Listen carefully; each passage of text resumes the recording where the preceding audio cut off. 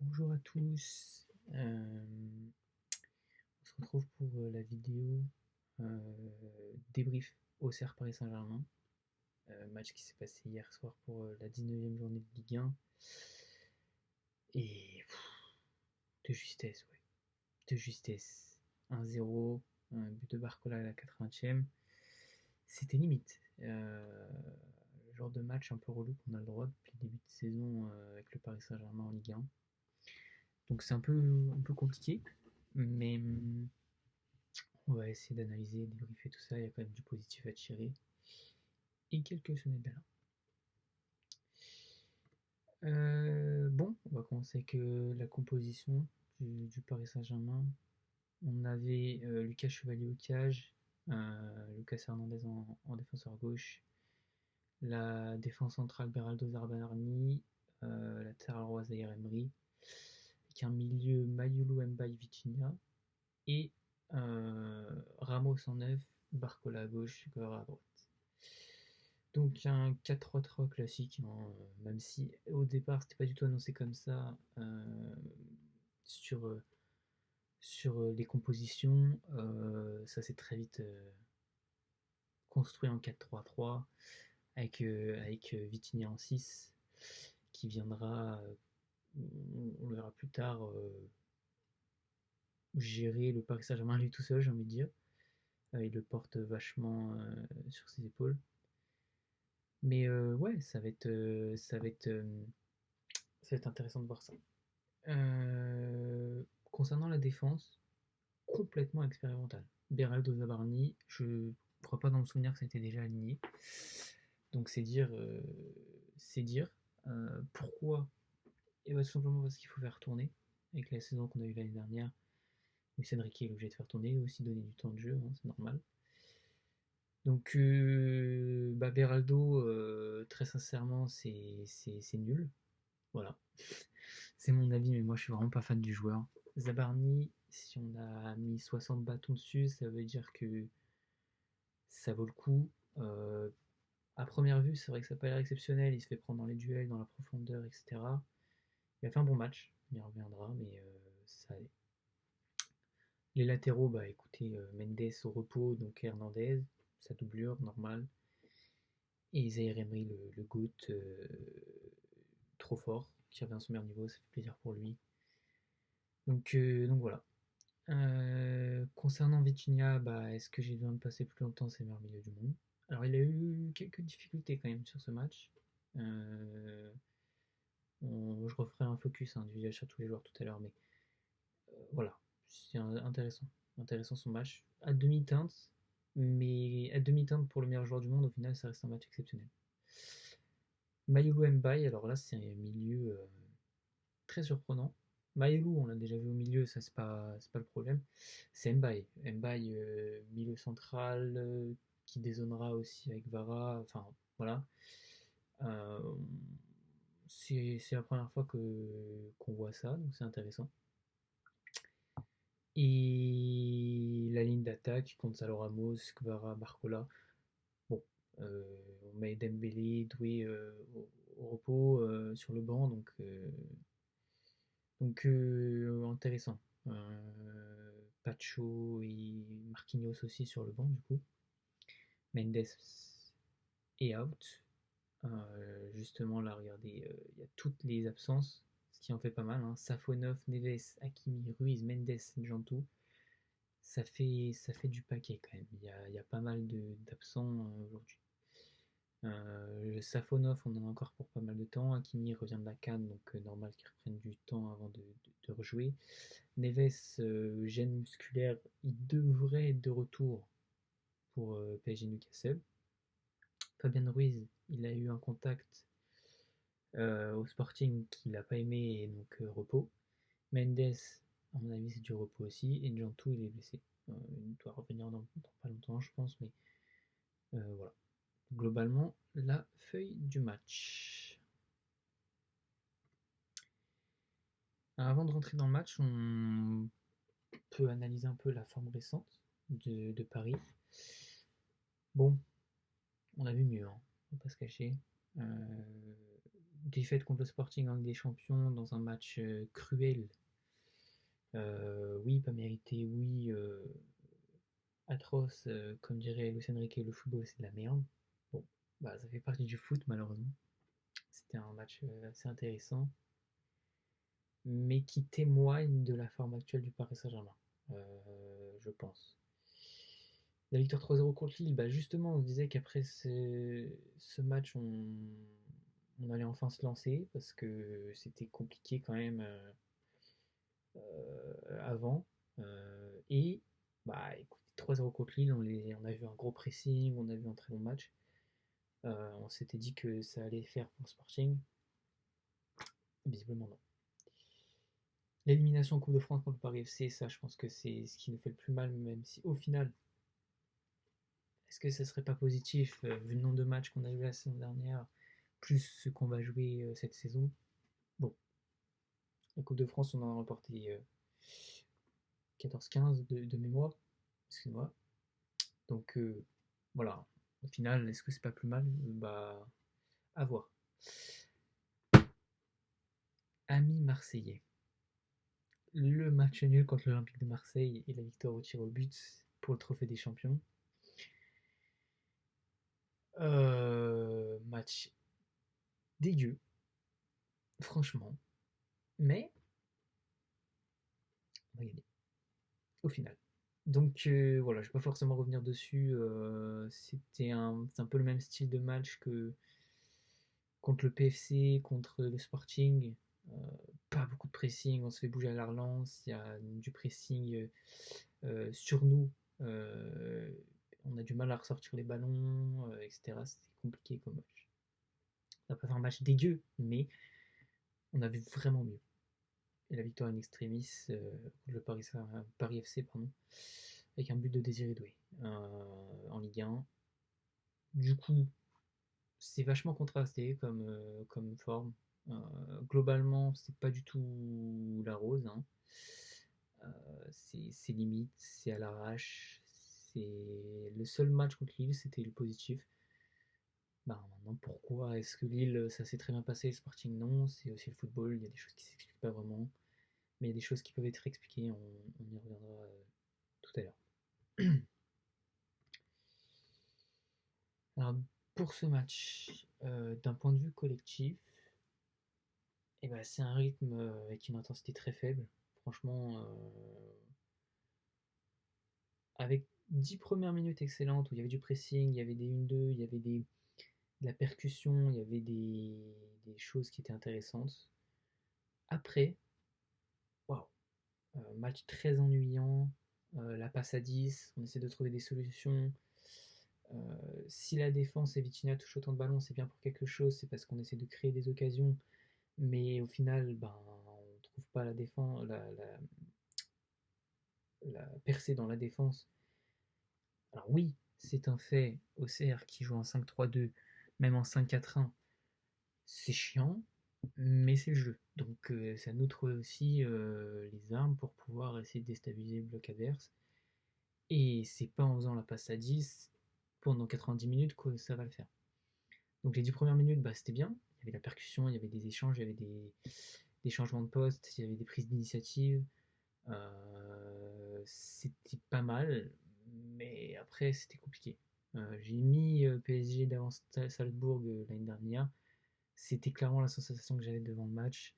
Poussif, passe à 10, c'était pas intéressant à voir en fait. Alors d'un point de vue décryptage, si, mais d'un point de vue supporter à regarder un match, on se fait chier, hein, qu'on se le dise, clairement. Donc voilà, le rythme est pas fou. Enfin, on sait qu'on peut largement faire mieux. Pour revenir justement par rapport au manque de Paris Saint-Germain, bah, possession stérile, voilà, c'est ça hein, globalement. Euh, Comme je l'ai dit là 30 fois, la passe à 10, quelque chose que je trouve qui manque vraiment, c'est les appels en profondeur, c'est les choses qui te permettre de déstabiliser le bloc, parce que mine de rien, ils jouaient en 5-4-1, mais il y avait sur certaines phases où leur bloc était quand même plutôt pas mal haut, et on pouvait balancer la balle en profondeur et jouer sur la vitesse de Barcola, sur l'explosivité de Kvara aussi, et on l'a pas fait. Donc ça, c'est quand même problématique pour moi. Manque de coup d'éclat, ben voilà, hein. Sur les 10 premières minutes, en fait, c'est ça. C'est-à-dire que les 10 premières minutes, on a tout ça. On a tout le contraire, justement. Du punch, des coups d'éclat, pas une possession stérile. On a des passes qui cassent les lignes. On a des appels en profondeur, etc. Des solutions offensives avec la montée de Mbaye, de Mayoulou au milieu de terrain qui viennent se rajouter sur la ligne d'attaque. On avait des appels justement pour les milieux de terrain, pour les attaquants aussi. Enfin bref, on avait un Paris Saint-Germain très très bien huilé pour les 10 premières minutes et une construction qui n'était justement pas lente, tout le contraire justement de ce que j'ai écrit là. C'était vraiment bien, vraiment plaisant. Alors malheureusement, il y a eu un face-à-face raté par Barcola, il y a eu un 1-2 Mayelou Kvara qui était magnifique. On y reviendra, mais malheureusement ça n'a pas conclu. Donc voilà, ça c'était les 10 premières minutes, puis après on pige quoi. On s'est bien fait chier, hein, clairement. C'était compliqué. Je ne vais pas y revenir, je pense que je l'ai dit, j'ai assez souligné tous les manques qu'il y avait et tous les problèmes qu'on a. J'y reviendrai par la suite d'un point de vue individuel, mais c'est complexe quand même. C'est complexe, pas forcément super rassurant. Pour le but, alors, on va peut-être y aller en image. Alors, évidemment, j'ai pas les droits, hein. Je suis pas Jeff Bezos, donc forcément, j'ai pas les droits de diffuser la vidéo. Mais je peux vous décrypter ça un peu. Donc là, on a Kvara qui, suite à un corner auxerrois, ils sont tous projetés dans la surface parce qu'ils pensaient qu'ils allaient pouvoir marquer. Kvara lève la tête et il voit Dembélé complètement seul, qui vient pouvoir s'orienter euh, dans le sens du jeu, qui voit Bradley partir, évidemment pas hors jeu. Et finition peu académique de Bradley, on a l'habitude, mais finition quand même. Donc ça fait 3 points, ça fait but. C'est tard dans le match, mais c'est but quand même, avec pas mal de cases loupées de Bradley. Mais c'est l'essentiel, c'est qu'on gagne. Et j'ai envie de dire qu'on s'en sort vachement bien parce que justement, c'est de la faute des Auxerrois s'ils se prennent un but. Si je reviens sur justement le but, euh, en termes d'analyse, bah, il y a beaucoup de permutations sur la ligne d'attaque parce que Dembélé normalement est positionné en 10, faux numéro 9 sur ce match quand il rentre. Et là, on le voit à gauche choper le ballon pour la passer à Barcola qui est numéro 9. Ça, c'est intéressant, on y reviendra. La défense en zone sur le corner auxerrois qui permet à Gvara de récupérer ce ballon-là. Comme j'ai expliqué après, Gvara transverse ça pour Dembélé, passe de Dembélé. Et Bradley qui marque. J'ai noté aussi que c'était intéressant, quand même, malgré tout, on reste très bon dans la contre-attaque. On est chirurgical en général. Je pense à la finition du Désiré Doué, du Kvara, du Dembélé aussi. Elle a un peu plus de mal, mais mine de rien, ça reste le meilleur buteur de Ligue 1 pour le Paris Saint-Germain ce jour. Donc, contradictoire, mais au final, quand même. Donc voilà, pour le but, j'ai pas grand chose à dire de plus. Merci au CR qui nous a laissé un boulevard en 3 contre 1, mais ça sentait le match nul. À proprement parler, d'un point de vue résultat sportif, mais aussi d'un point de vue, d'un point de vue sportif. Dans le sens où bah voilà quoi, 3, on aurait eu un point de 3 et ça aurait été complexe. Euh, alors, hop. Qu'est-ce qui nous a pondu Luis Enrique sur ce match? Alors, faut savoir qu'avec lui, compo vs réalité, je pense que c'est une des choses à retenir. C'est-à-dire que Ben, quand il annonce sa composition et la réalité sur le terrain, c'est deux choses qui sont complètement différentes. Parce qu'il y a tellement de permutations entre les joueurs qu'au final, on ne sait plus où donner de la tête. C'est ce qui déstabilise les défenses adverses. C'est ce qui nous rend imprévisibles. C'est ce qui fait notre force. Et donc, c'est complètement impossible à lire pour l'adversaire, à prévoir un plan pour nous contrer. Voilà, comme j'avais dit, évoqué rapidement tout à l'heure, Mbaye milieu de terrain, ça c'était quelque chose qui était intéressant. Il a eu un match compliqué parce que c'est évidemment pas son poste. Mais bah écoutez, on reviendra sur sa perf individuelle en demi-teinte, mais pour un gars, pour un Titi très jeune, d'ailleurs c'est son anniversaire, bon anniversaire à lui, euh, qui est formé au Paris Saint-Germain, qui a du temps de jeu, même si c'est compliqué, mais il en a quand même, euh, à un poste droit, il a été pas mal. Barcola Fauneuf, j'y reviendrai, mais je pense que c'est quelque chose à creuser parce que c'était intéressant sur là où il a joué Fauneuf. Dembélé, pareil, j'y reviendrai aussi, numéro 10. C'est, je pense, son nouveau rôle aujourd'hui. Alors, il y a beaucoup de permutations. Je pense que pendant les matchs, il va alterner numéro 10, il va alterner faux 9, il va alterner ailier droit aussi, qui est son poste de base. Donc, ça va être intéressant. Je pense que numéro 10, on l'a déjà vu, je m'en souviens d'un match de Coupe de France avant qu'on affronte le Paris FC où il était numéro 10. C'était intéressant son match. Donc, voilà, on va voir ça. Et, et voilà.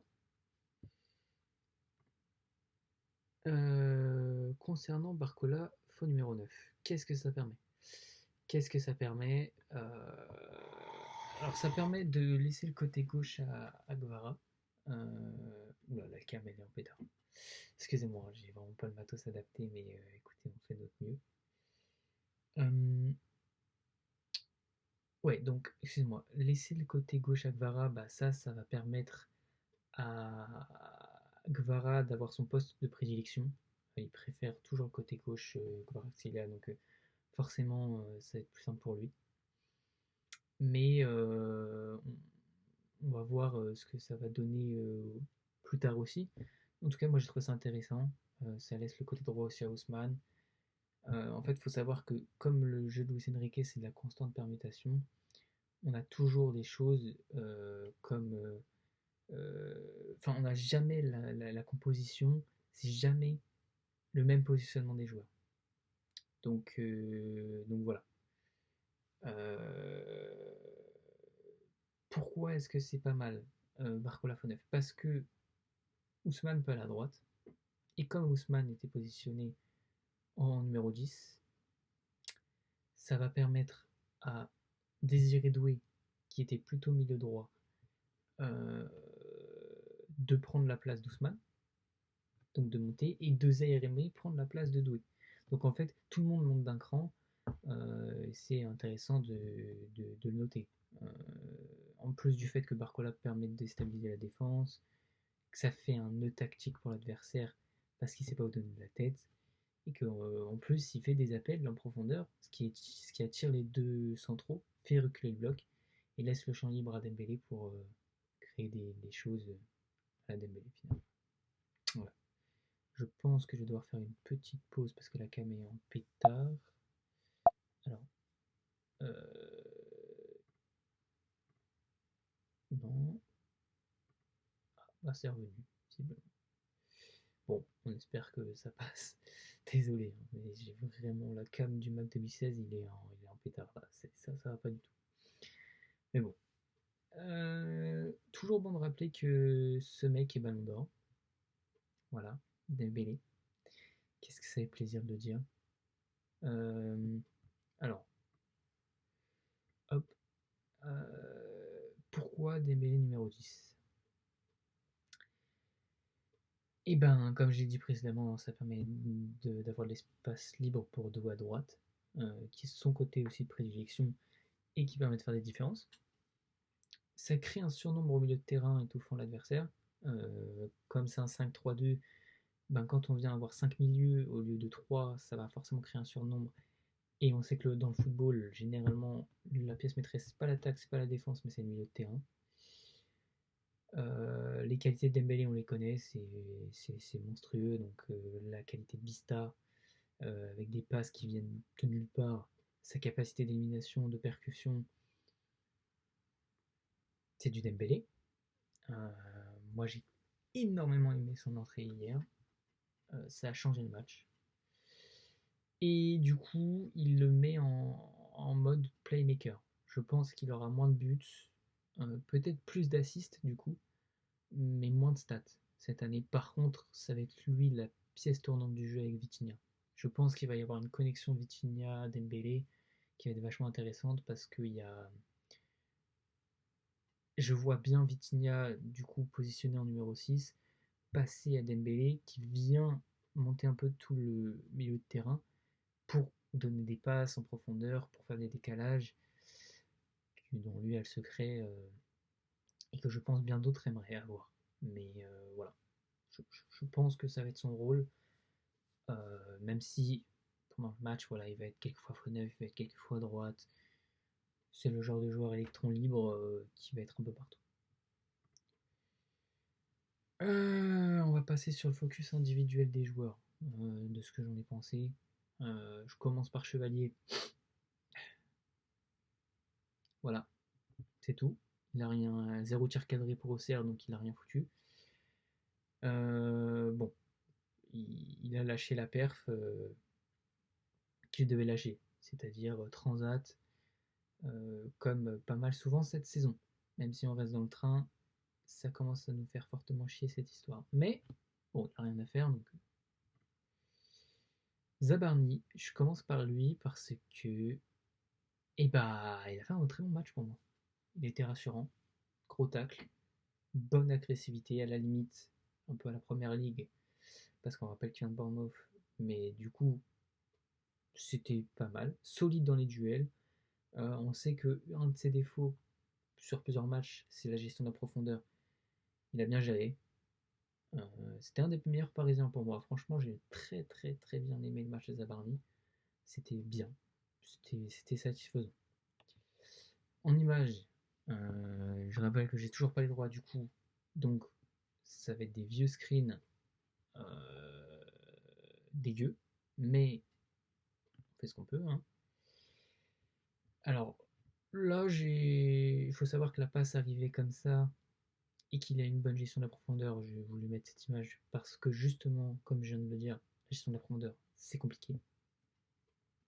Et là, un tacle défensif où il n'a pas fait de faute, il n'a pas eu de jaune, il n'a pas eu de rouge, il a arrêté l'attaque adverse et c'était un très bon tacle. Euh, voilà, franchement, rien à dire. Il a été bon.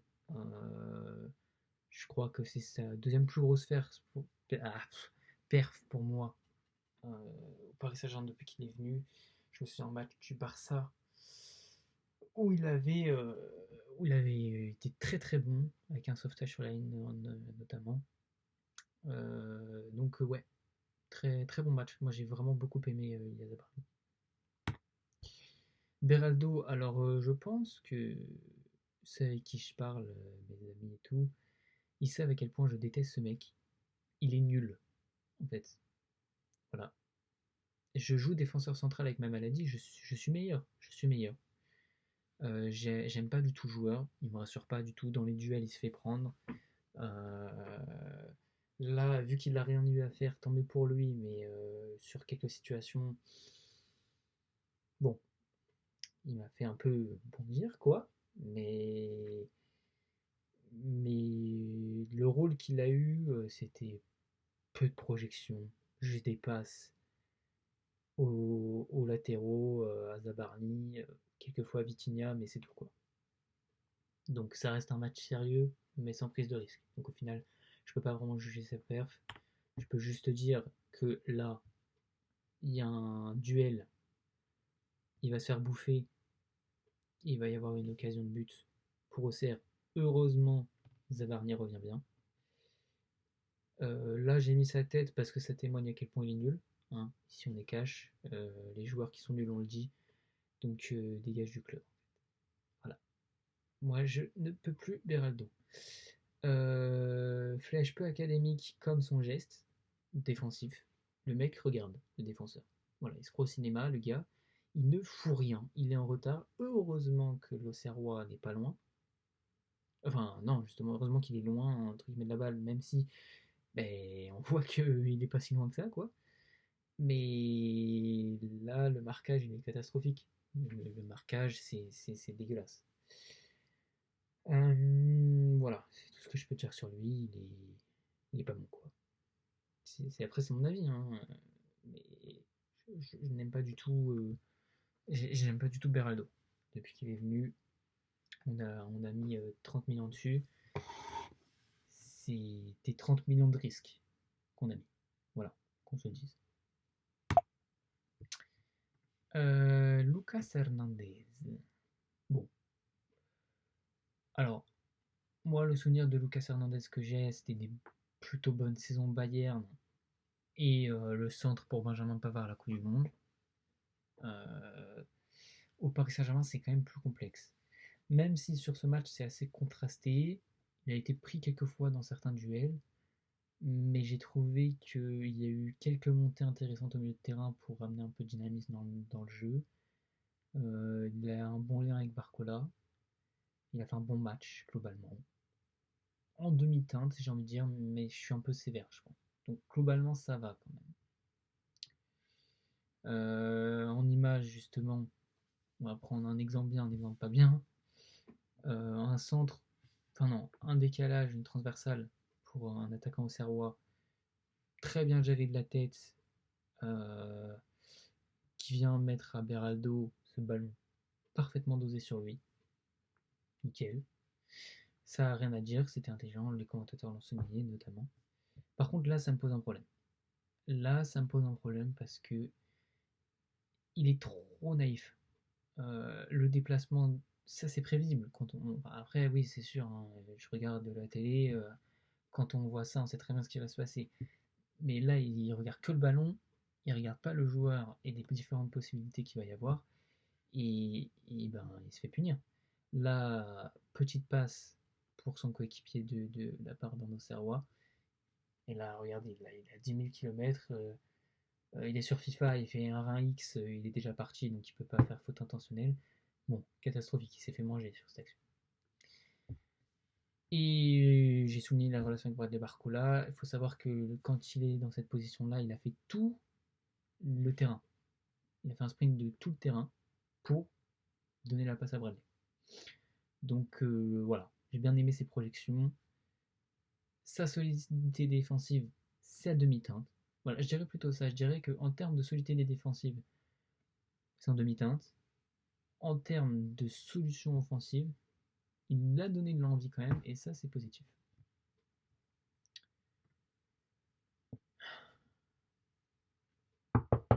Didier, c'est ton latéral droit. C'est ton latéral droit. Ce mec, c'est un crack. Il est trop fort.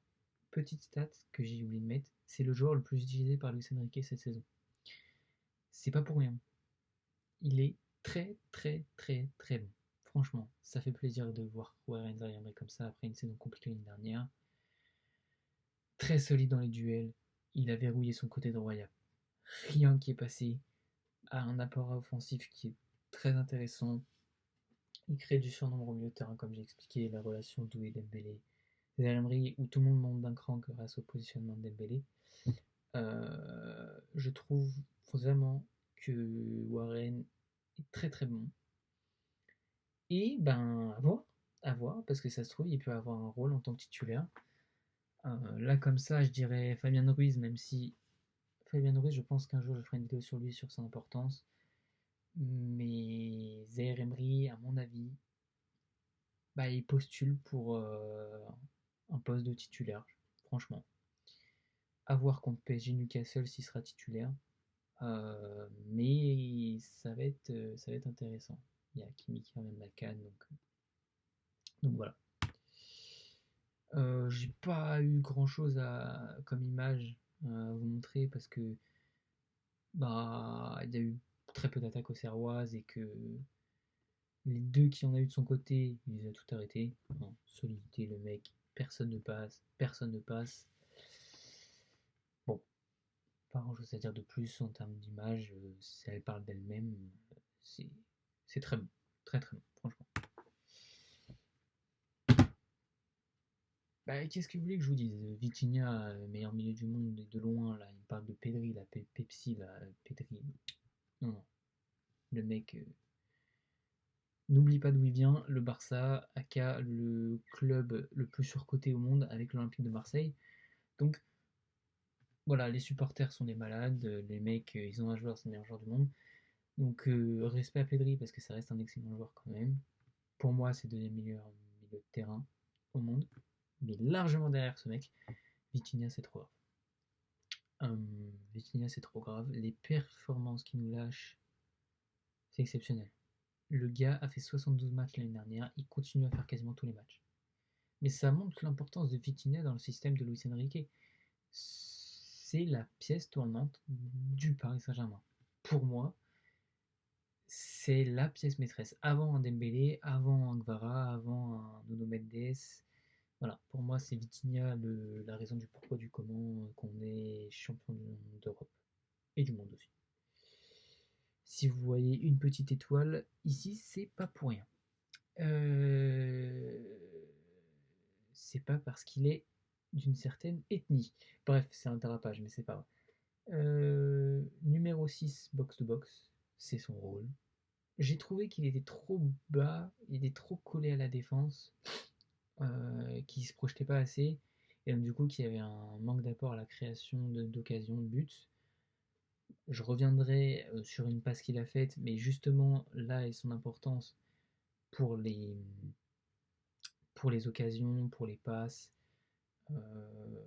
Bradley qui demande des ballons en profondeur, bah Vitinha s'il n'est pas là, qu'il est trop bas, c'est compliqué. Donc pour moi, il doit jouer plus haut. Euh, mais ça reste quand même le meilleur milieu de terrain du monde. Je parle vraiment sur ce match-là, hein.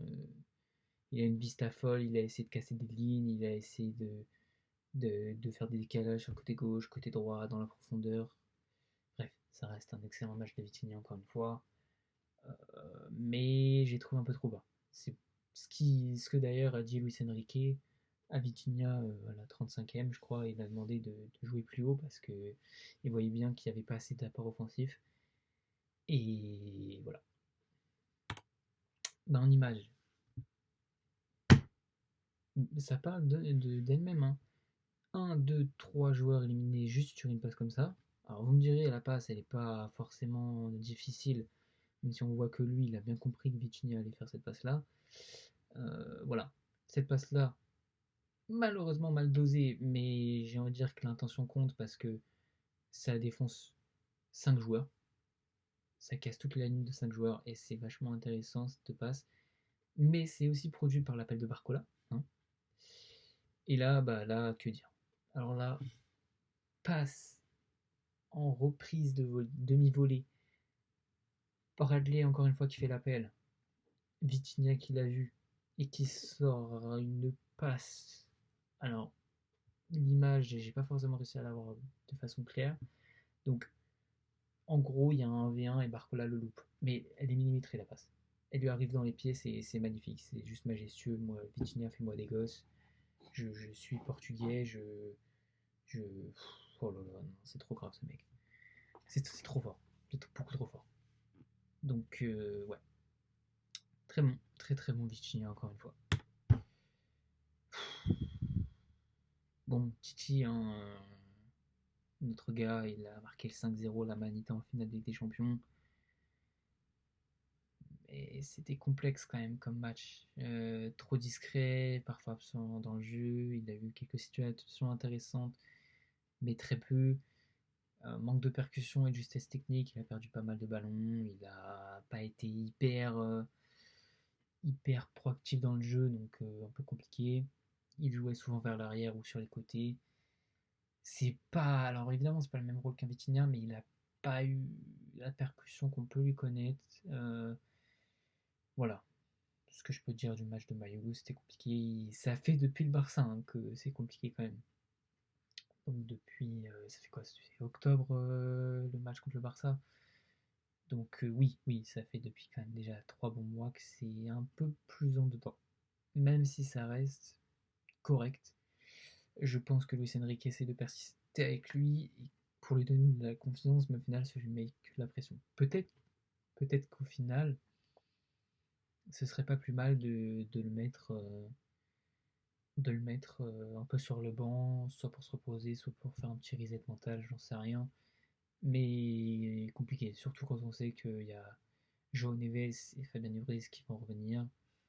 Bon, je pense qu'il passe derrière évidemment le trio magique avec Vitinha, mais aussi avec le retour d'Akimi, Zaire Emery, je pense qu'il passe devant Mayolo tous les jours. Donc compliqué pour Mayolo, compliqué. Il se fait prendre dans le duel, ce qui amène une occasion ici.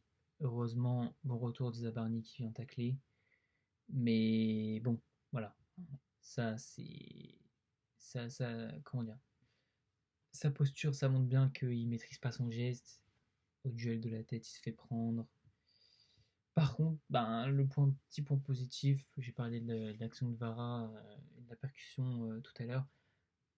C'est lui qui vient amener le 1-2 avec Vara. Très bonne remise dans le bon tempo. Amène de la percussion, jeu vers l'avant. C'est ce qui lui a manqué sur ce match. Ses 10 premières minutes étaient pas mal. Après, c'était compliqué.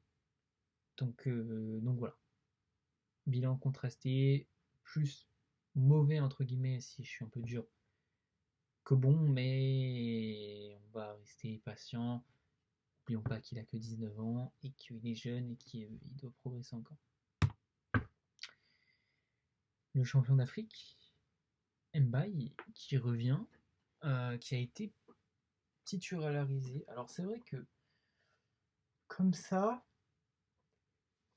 j'avais un peu de mal à y croire. Parce que tu reviens de la CAN, une grosse compétition, il y a eu beaucoup de matchs.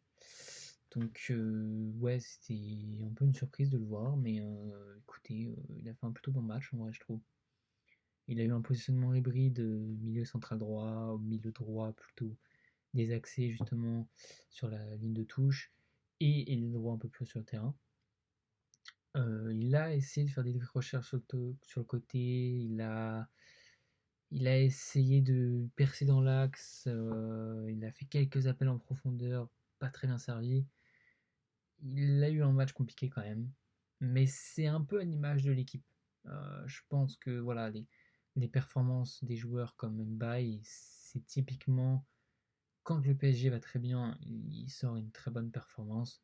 Je me souviens d'un match contre Rennes où il a été exceptionnel, avec un but exceptionnel notamment au Parc des Princes.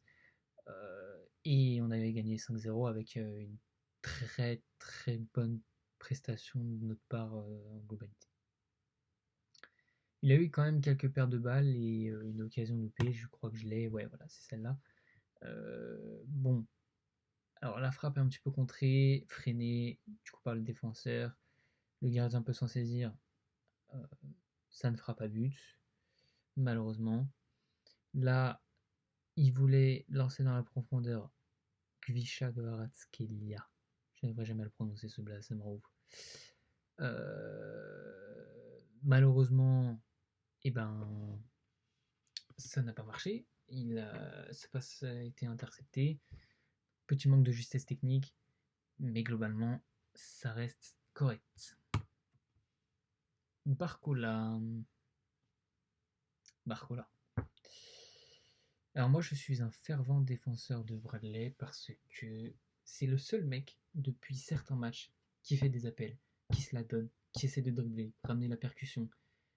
Enfin, c'est le seul mec et ça, je valorise parce que c'est ce qui manque pour moi au Paris Saint-Germain aujourd'hui, c'est ça, c'est des appels, de la disponibilité, de l'envie, des percussions.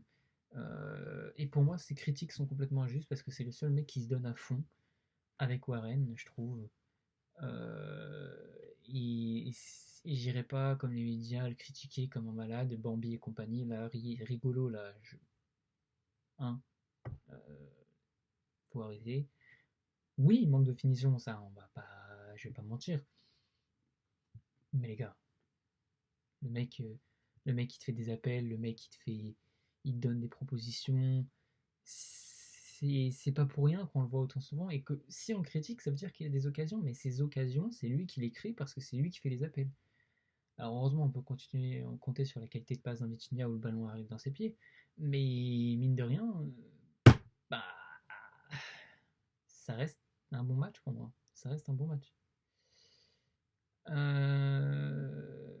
Jusqu'à la rentrée de Dembélé, hein, ça a été le seul. Après, ils ont été deux à provoquer.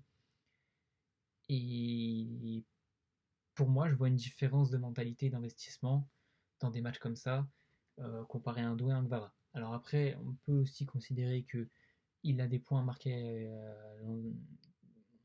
euh, au niveau de l'entraîneur, donc forcément il va plus se donner qu'un Gvara ou un Doué qui ont déjà pas mal prouvé, même si je reviendrai sur Doué tout à l'heure, mais voilà, moi je trouve que son attitude est bien, qu'il faut qu'il continue comme ça, et c'est un peu le même style que Dembélé avant. Le mec est capable de tout faire, faut oublier que ce mec, pour moi, nous a apporté la Ligue des Champions aussi parce que eh ben, sans sa- son préliminaire au latéral droit de Manchester City, l'année dernière, on n'a pas eu la Ligue des Champions. Donc voilà, il aussi il nous porte en Ligue 1 l'année dernière pendant 6 mois et il reste meilleur buteur de Ligue 1 pour nous cette saison. Donc au final, intéressant. C'est un vrai débat pour moi, Barcola. Je... C'est intéressant. Quelques images. Euh, Passe de Dembélé pour Bradley qui fait un appel à la profondeur, bon tempo. Malheureusement, le défenseur défend bien, il l'amène sur le côté pour l'excentré du but, il va galérer à marquer. Là, un Barcola, c'est exactement ce qu'on demande pour moi aux élites du Paris Saint-Germain, c'est ramener de la vitesse dans le jeu.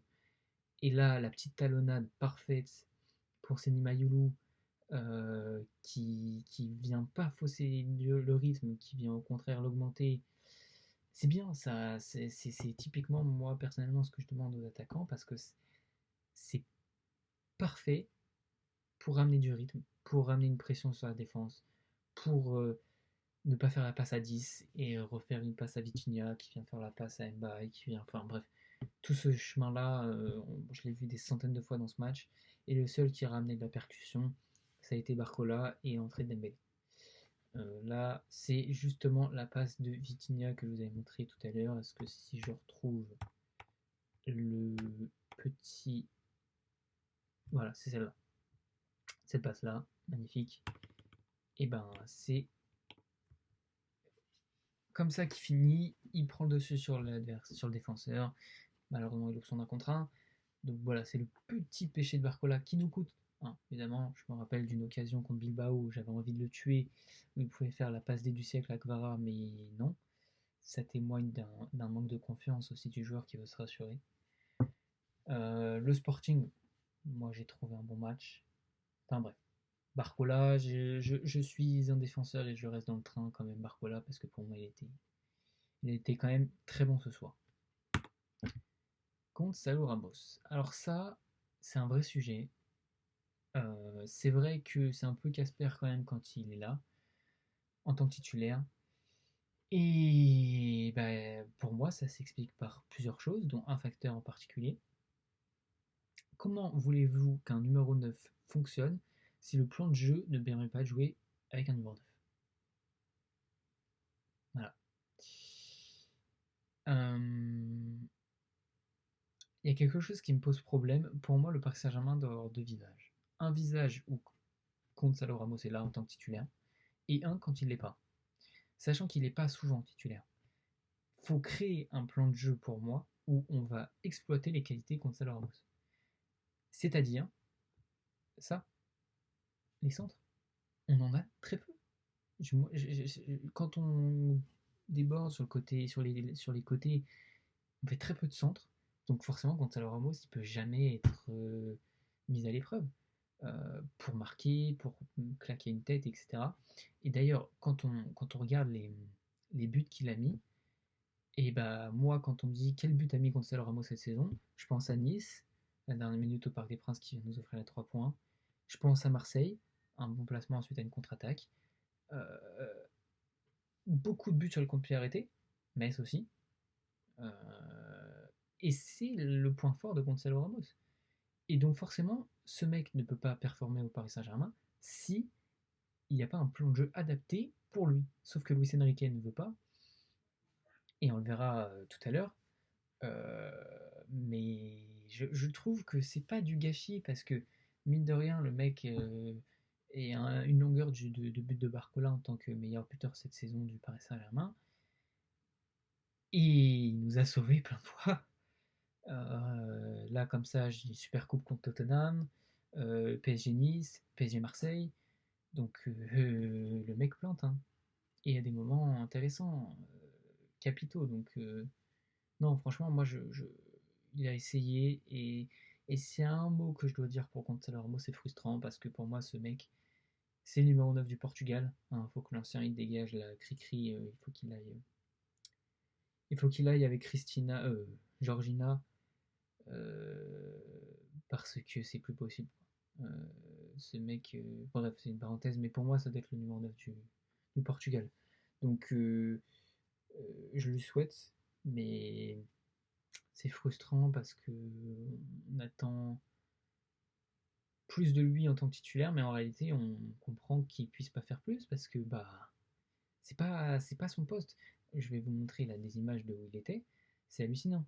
Et aussi ces images-là de frustration parce que c'est normal. Il joue pas son poste, il a très peu de ballons, on joue pas sur lui, on n'exploite pas ses qualités. Bah voilà. Un centre, il y a eu un centre, très peu de centres, hein, mais je m'en souviens de très peu de centres, et un centre sur Gonzalo Ramos, le mec prend le dessus sur l'adversaire, parade poteau, direct, on a vu direct son importance. Et là regardez, il est milieu gauche, il dézone tellement pour essayer de créer du jeu, mais ça prouve deux choses, que déjà c'est une consigne de Luis Enrique qui décroche autant, mais aussi tout simplement que Gonzalo Ramos, il a besoin de toucher des ballons, il a besoin de se rassurer, il a besoin de montrer au coach que ben, moi j'ai envie de toucher des ballons, j'ai envie de jouer au foot quoi. Donc voilà, moi ça me pose de problème le cas Gonzalo Ramos. Je n'en veux pas du tout, au contraire, je suis même très content d'avoir un Gonzalo Ramos au Paris Saint-Germain. C'est très précieux et respect à lui, force à lui parce que accepter d'être un super sub, etc. Ben, et ne rien dire. Voilà. Et là, c'est la première fois que je le vois autant frustré avec des signes comme ça, et c'est tout à fait normal. Gvara, Gvaradona. Bon, bah, très bonne 30 premières minutes avec de la percussion, des frappes, des dribbles, et puis au fur et à mesure, il s'éteint progressivement. C'est un peu à l'image de l'équipe, même s'il a tenu un petit peu plus longtemps que l'équipe en termes d'importance dans le jeu. Ben, il s'est éteint, il a fait des choses un peu moins bonnes, il s'est énervé. Et je remarque quand même que les matchs de Ligue 1, il les prend quand même vachement avec dilettantisme. Donc c'est quand même vachement inquiétant pour moi ça. J'aime pas. T'es au Paris Saint-Germain, tu dois performer à tous les matchs, même si tu joues contre Auxerre. Alors évidemment, c'est compréhensible. Tu te dis, putain, je vais à la Baie des Champs, vendredi soir, plein mois de janvier, 20h, j'ai pas envie de jouer le match. Et c'est clair, et c'est totalement normal. Quand t'as l'ambiance du Parc des Princes qui te pousse dans un soir de Ligue des Champions, avec les supporters et le cup qui sont incroyables. Évidemment, je peux comprendre que tu as envie de jouer à la Baie des Champs, mais c'est pas une excuse quand tu es joueur professionnel, euh, surtout avec ce genre de salaire. Donc voilà, pour moi, il doit montrer plus d'envie sur le terrain, et c'est ce qu'il a fait sur les 10-15 premières minutes. Et à partir de la 30e, on l'a plus vu, jusqu'à la rentrée d'un certain Ousmane. Où il a fait des passes vers l'avant, il a fait des petits contrôles, il a fait des décrochages. C'était pas mal. En image, là, alors là, là, il a fait du sale. Là, c'est fin de carrière pour le défenseur. Le crochet qu'il lui a mis, il a glissé, mais le mec peut faire des compétitions de bobsleigh, quoi. Là, c'est catastrophique. Le mec s'est fait éteindre. il lui a fait un crochet du seigneur. Je suis le défenseur, je prends ma retraite. Malheureusement, ça a été contré par ce mec, là, la frappe qu'il a mise. Frustré parce qu'il a fait des fautes, parce que il a loupé des occasions aussi. Enfin, bref.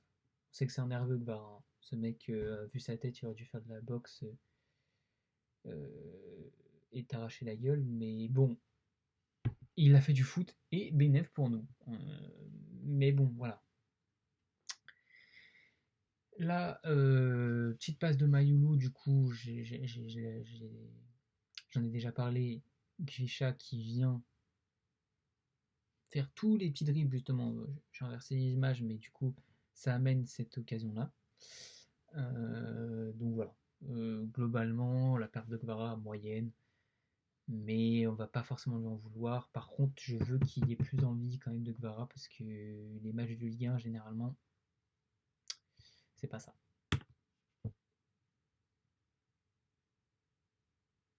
Non, c'est pas un problème de son, j'ai juste pas de mots pour décrire ce mec en fait. Il est trop fort. C'est le catalyseur du Paris Saint-Germain, c'est l'électron, c'est l'énergie, c'est le ballon d'or en fait. Entrée exceptionnelle, percussion, des appels, des changements de rythme, des dribbles, des crochets, des éliminations. Tout ce qui manquait au Paris Saint-Germain pendant ce match, il l'a apporté. Tout. Donc, ouais, c'est monstrueux. Les perfs d'Ousmane, très fort. Une assist, que des stats. Je crois qu'il a 6 goals assists sur les 6 derniers matchs, dont un doublé magnifique contre Lille. On l'a vu.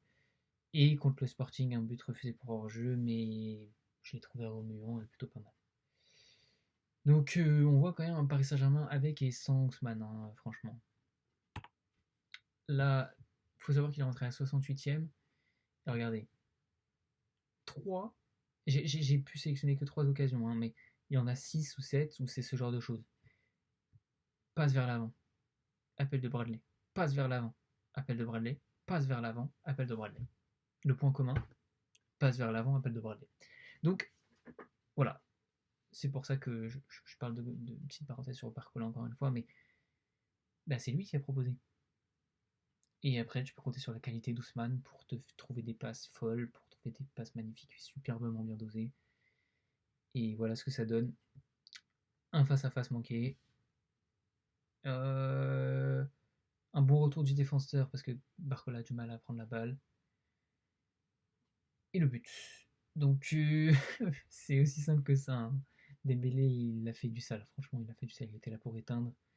Là, c'était l'abbé Deschamps, Didier Deschamps. Voici ton numéro 10. Voici ton numéro 9. Voici tous tes joueurs en fait. Dembélé, c'est tous tes joueurs. Mais tu mets les mets seuls sur le terrain, il gagne la Coupe du Monde. J'abuse un peu. Mais c'est trop grave. C'est trop grave. Ce gars, c'est trop grave. Bah, je désirais que tu sois un petit peu mieux là, franchement. Alors par contre, je vais rester relatif par rapport aux performances de Désiré Doué. Contrairement au blabla médiatique de, encore une fois, un certain Daniel Rigolo et la bande, il ne se regarde pas devant un miroir. À mon avis, je pense que Doué, c'est ce qui fait la différence avec la Yamal, c'est qu'il est humble. Et il ne se regarde pas en jouant. Et je pense qu'il est simplement dans une période de moins bien, excusez-moi, physique, technique, une période de moins bien aussi morale. Il peut ressentir la pression, hein, parce que t'as quand même Barcola qui est bon, tu as Mbaye qui revient de la CAN, donc ça fait de la concurrence quand même. Et ça peut créer une petite pression. Mais il faut qu'elle soit transformée positivement, comme son match contre Salzbourg qui a lancé sa saison et qui lui a permis d'avoir un Golden Boy. Euh, pour montrer que Désiré Doué justement est collectif, bah, il n'y a qu'à voir ses interviews. Le mec il est humble, c'est une crème, il vient pas dire je, il vient pas dire moi, etc. Il parle toujours d'équipe. Donc voilà, je pense que c'est le genre de victime du moins bien aussi global de l'équipe, comme Fabien Ruiz, comme Mbaye. Voilà, à mon avis, je pense que c'est ça. Mais attention quand même, il y a des choses un peu trop dilettantisme, comme cette occasion. la seule qu'il a eue, la seule fois où on l'a vraiment vu. Oui, il n'y a plus de gardien. Et il a loupé. Alors pourquoi, j'en sais rien. Pour moi, non, ce n'est pas parce qu'il se regarde. Je saurais pas l'expliquer, très honnêtement. Je ne vais pas inventer, je ne vais pas faire le mec. Mais si je dois dire comme ça un truc, je pense qu'il s'attendait pas à ça. Et qu'il a paniqué, tout simplement. Ça arrive. Il savait pas quoi faire. Et il a mis la balle ici, en tirant comme ça. Alors que les cages sont là. Bref, on dirait à ma finition avec les meufs. Mais c'est autre chose. Rien à voir. Mais voilà. Alors, vu qu'on a fait toutes les performances individuelles, pourquoi ce match était compliqué? Bah, il y a eu pas mal d'absents. Hein. Je ne vais pas revenir, il y a eu plus de 8 absents.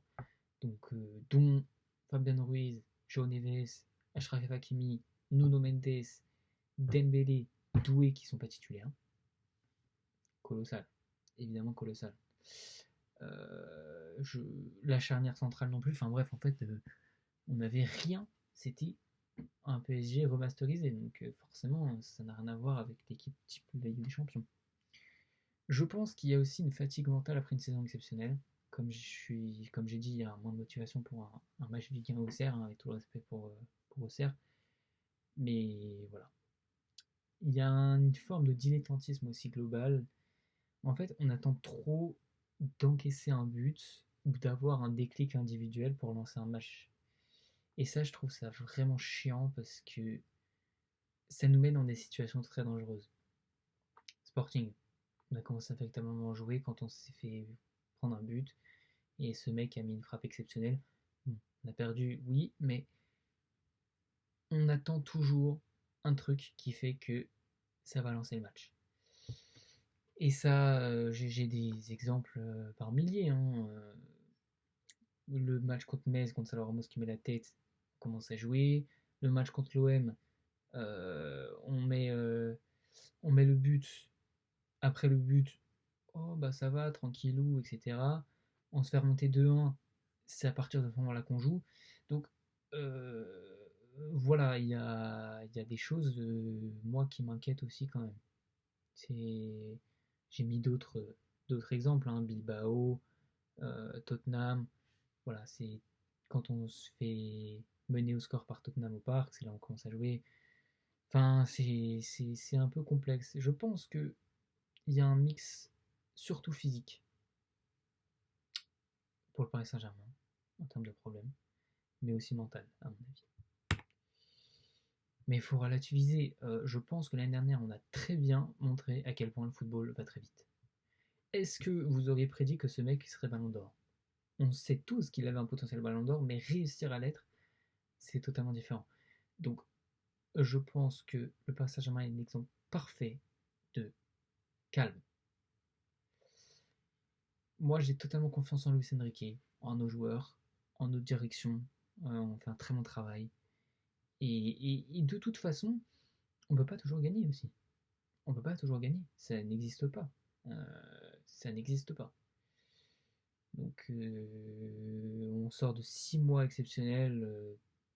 Pour moi, bah, c'est top 3, équipe all-time. Après, c'est mon avis, mais bon, peut-être que vous me direz, parce que je suis supporter parisien, ce qui est vrai, mais c'est pas forcément troisième. Pour moi, le Barça est intouchable, mais le Real Madrid. Après, c'est pas le même football, c'est difficile de comparer, c'est vrai. Mais justement, le contraste en fait entre la période d'or qu'on a vécue au Paris Saint-Germain et cette période difficile, ben, on comprend pas. Justement, on se dit, mais attendez, là on a sorti de 6 mois exceptionnels, on s'attend à 2026 à avoir une performance exceptionnelle. Bah non, non, ça marche pas comme ça. Déjà, les équipes, ils ont compris un peu comment ça fonctionnait au Paris Saint-Germain. Et puis aussi, physiquement. On a fait je sais pas combien de matchs l'année dernière. Les joueurs ont eu 2 semaines de repos. Donc tu peux pas être pleinement dans des dispositions physiques pour faire une grosse perf comme l'année dernière. Moi, ça me fait rire les médias qui parlent. Oui, non mais là, ils sont largement frais, les joueurs ils ont pu se reposer. Mais frérot, t'es à RMC Sport, t'es sur ta chaise en train de critiquer. Les mecs, ils ont eu que 2 semaines de vacances, ils font des matchs tous les 3 jours, toute la journée, toute l'année. Non, en fait, non, non, non. Ton corps, il se remet pas comme ça. Je pense que le corps humain, c'est bien plus complexe, surtout ceux des footballeurs, et ils le payent. Ils le payent. Et il faut pas oublier qu'on a la Coupe du Monde, hein. Comme on a un effectif mondial, t'as quasiment tous nos joueurs qui sont dans les sélections, et donc du coup, ça va être encore une année à rallonge pour les joueurs. D'où le fait qu'il y ait un énorme turnover aussi de la part de Luis Enrique. Mais relativisons aussi, parce que les résultats. Alors, il y a le match, là, au moment où je tourne cette vidéo, de Marseille-Lens qui va se jouer dans. Eh ben, qui est en train de se jouer, MDR. Donc, attendez, je vais juste voir si jamais il n'y a pas un petit but pour quelqu'un. Hop, hop. Et merde, Marseille mène. Putain. Bon, finalement, c'est bien pour nous aussi, parce que, en fait, quoi qu'il arrive, l'avantage de ce match, c'est qu'on en sort gagnant, parce que si Lens gagne, euh, juste on pourra se foutre de la gueule de Marseille. Si Marseille gagne, on prend la tête de la Ligue 1. Si un match est nul, ben, on prend la tête de la Ligue 1, et en plus, Marseille marque pas beaucoup de points. Donc, Amine Gouiri a marqué, mais on n'est pas là pour parler des rats. Donc, voilà, le climat dure depuis le début de saison, et on a 3 trophées. Coupe intercontinentale, Super Coupe d'Europe et Trophée des Champions. Donc c'est déjà une saison complète. Je pense qu'on va aller chercher la Ligue 1, même si Lens est excellent. La Ligue des Champions, ça risque d'être compliqué, mais on y croit. Par rapport à Luis Enrique, il insiste sur l'entraînement, sur le tranchant, la pression devant le but et la confiance. Il trouve que les joueurs sont un peu plus crispés devant le but qu'avant. Et on le voit, il n'a pas tort. Donc, il va falloir insister sur ça, travailler sur ça. Et voilà. Il a fait une parenthèse sur Vitinha aussi, où il a eu un peu plus du mal. Et il y a eu, pas une engueulade, mais une petite tension entre Vitinha et Luis Enrique pendant le match. Et il a dit que c'est parce qu'il le veut encore plus haut. C'est déjà le meilleur milieu de terrain du monde, mais il sait qu'il peut faire encore plus. Donc quand tu as un entraîneur comme Luis Enrique qui te dit ça alors qu'il a géré la MSN, je peux te dire que t'es bon. Donc votre Pedri, là, ciao. Et il a dit que le match contre Newcastle doit être meilleur pour gagner. Et ça m'amène à venir. De quoi on va parler? Alors, je pense que je vais faire une vidéo d'avant-match pour PSG Newcastle. Match capital. Où on doit montrer un meilleur visage. Je ferai une vidéo dessus, donc voilà. Plus tard, un bilan de mi-saison du Paris Saint-Germain. Un focus sur Dembélé et son rôle. Et on va essayer de comprendre le plan de jeu de Luis Enrique en global. C'est des sujets qui sont complexes. Et ça va être des programmes pour fin janvier et février, sachant que je ne peux pas faire des vidéos tout le temps parce que d'un point de vue physique c'est compliqué aussi, ça demande beaucoup de ressources, mais j'essaie de faire plus souvent, et voilà. Et voilà. J'espère que cette vidéo vous aura plu. N'hésitez pas à me donner vos avis dans les commentaires, à me contacter, euh, peu importe où, que ce soit sur Instagram, que ce soit sur les commentaires YouTube, etc. N'hésitez pas, pour débattre, pour parler. Et puis voilà, je vous dis à bientôt, prenez soin de vous, et, et allez Paris, tout simplement, allez Paris.